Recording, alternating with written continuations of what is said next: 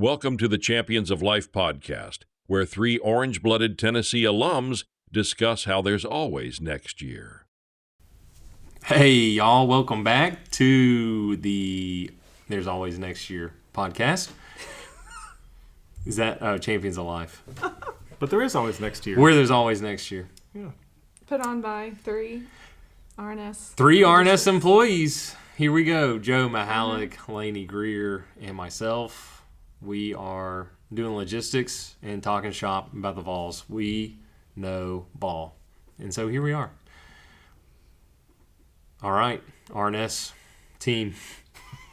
How do we do? Are we happy that the swamp was drained, or did we left unsatisfied leaving the all-you-can-eat buffet? I was happy, but Lainey Okay. has a different take on this. I was happy to finally say in 20 years we finally did it in their house. Just throwing me under the bus from the get-go. Okay, so this just briefly why I was happy we got the monkey off our back. Yes. If you'd have told me we're going to go down there and win, I did not think we were going to win, right? Sure. I was expecting Fair. another loss.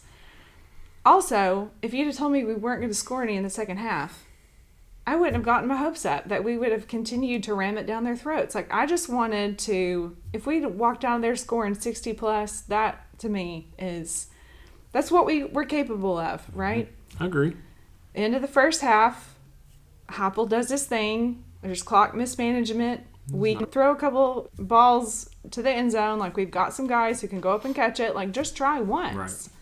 But we run it. We take the safe approach. Whatever. We don't want to repeat Alabama. But if this is Florida, this is not Alabama. Are they really going to be able to come back? We were up 31. All the things. Again, it goes back to Heupel plays it safe, and I don't like that. He doesn't have a killer instinct, and I just don't like it. But would you have said those things in 2022? He was still newish then, so we didn't know, like, this was Heupel.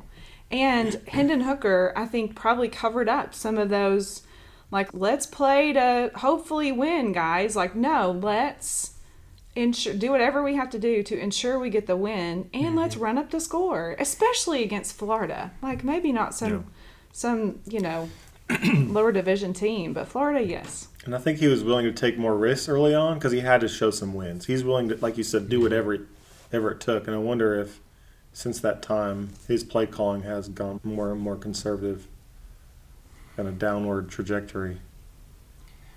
Scared to make a mistake. Mm-hmm. Where the team, we've talked about this before, would love that rally. Go for it on 4th and 2. Mm-hmm. You've got these 3 great backs. But the other piece, too, that we talked about was, why did we see some things for the first time that we've not seen all season? Like, he went to they targeted Ethan Davis just about as much as Kitzelman was targeted all season in one game. Yep. Then you bring in the Jackson Moy package. Like, where has that been? Right. I know you don't show everything at the beginning of the season, but good night. You know, maybe some of those things could have helped us with Oklahoma, helped us with Georgia. Yes. That's what's frustrating. And it's almost like too little, too late.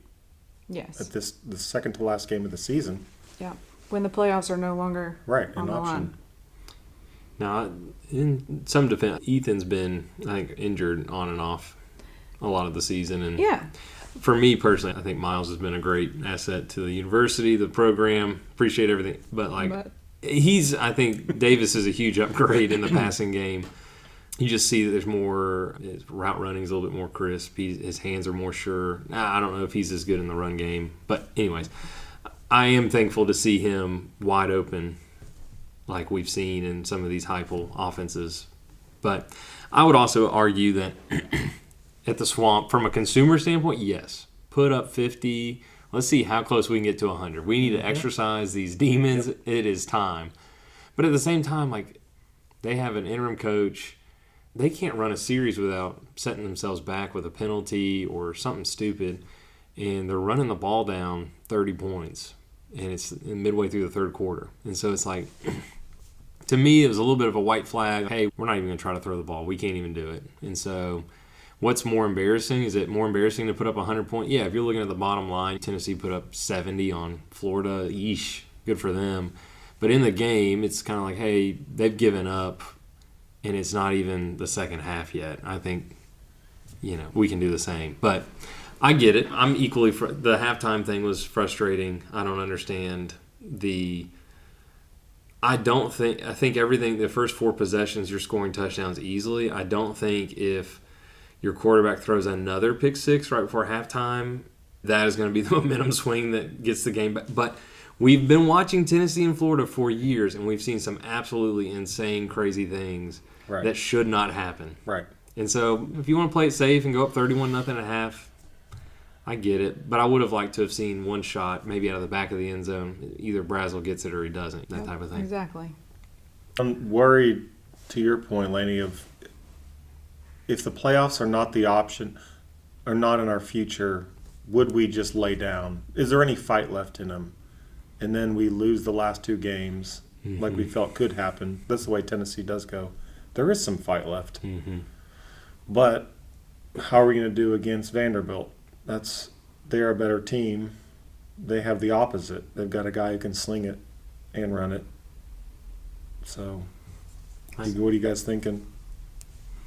I think his running is an issue. I think he's skilled just enough to get, when a play breaks down and things are covered up, he can go get them 6-7 yards, which I think is, in college football, that's so valuable because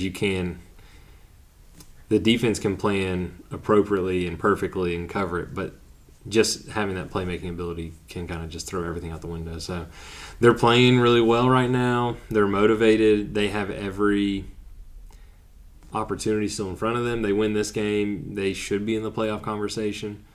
Maybe Heisman conversation for Pavia. Yep. He certainly thinks that he's the best player in the country. And he'll tell you all about it. But his numbers aren't as good. His impact on the team is huge, but his numbers aren't near as good as even our quarterbacks. Yeah. You know? What if he was in a different conference? I bet they would be 100 yards better a game, maybe. Yeah. He's playing against SEC teams. Yeah, he's putting, 6 touchdowns against an SEC team that's insane. Yeah. So, yeah, a little nervous. I think they will push us and challenge us in a way that makes you a little nervous. But I think Tennessee opened up as 3-point favorites. That's home field advantage a little bit. We're playing really good ball right now compared to, the first half of Florida is really good ball. And I know it's Florida. Exactly. First half of Georgia was really good, too. It's there. This Tennessee, this is our season. The first half, we come out. Second half, we're a different team. Yep. Yeah. It's like, don't give your speech. Whatever speech you're giving, don't give it this time. Just don't say anything at halftime. I just want to know if he's flat. Is he as flat in his halftime speeches as he is talking to the reporters after the first half? Or doing his press con like that? And too prideful to make changes. This is why Georgia and Alabama win every year. They make changes. Yeah. What was the year Saban pulled his starting quarterback to put a freshman in and still won? It was like one of the national championship games. Yeah. Nothing is off the table for them to change. They'll do whatever, to your point, Lainey, do whatever it takes to win. I'm nervous. I don't know. Vanderbilt is playing for everything. Mm-hmm. We're playing for pride. We don't lose to Vanderbilt. We definitely don't lose at home to Vanderbilt. But we have 2 pretty bad home losses this season when the atmosphere was great. Right. And the fans were in it because we're playing for something. Mm-hmm. One, it's right after Thanksgiving, so is it going to be a full stadium? I don't know. Probably more Vandy fans, potentially. We're probably maybe going to be a little bit less into it because we're not playing for anything. So if the atmosphere isn't quite as good, and you have a really incentivized Vandy team, and Pavia, who is going to want to back up what he's been saying, best team in the state is what he wants. Yeah. I would be hard pressed to see more Vandy fans in there than Tennessee fans. No, I'm not saying more, but just more than normal. More away fans than normal. Yeah. I think they're motivated to finally. They beat us a handful of times with some of our older coaches, which was not an impressive feat for Vandy, but it's still, you don't lose to Vandy. So, yeah, are some of the players already thinking, where am I going to go with a transfer? Mm-hmm. Are they already looking at other teams? If that's in their head, maybe they don't play as hard. If they don't want to get hurt, I don't know. It's just like after this game, they start, a lot of the guys last couple of years, they're backing out of playing in the bowl games. Mm-hmm. Yeah. So they don't want to get hurt. But I hope that doesn't happen. for Saturday. Is it a noon game? 3:30. 3:30. Score predictions. What do you think? 35-31. Falls. I was confident. You did not have to think about it. No, it just came to me. Mainly because sorry, Max. I hope it doesn't come down to a field goal. See, buddy. that's why I'm going the other way. I'm going 41-37 Vandy. And I don't want to, but I'm over it. I just think we're going to lose. Let's move on. Let's talk about some basketball. You sound like This a is Kentucky tough. fan. I know, but hey, we're good this year. I'm torn on this. I can't decide.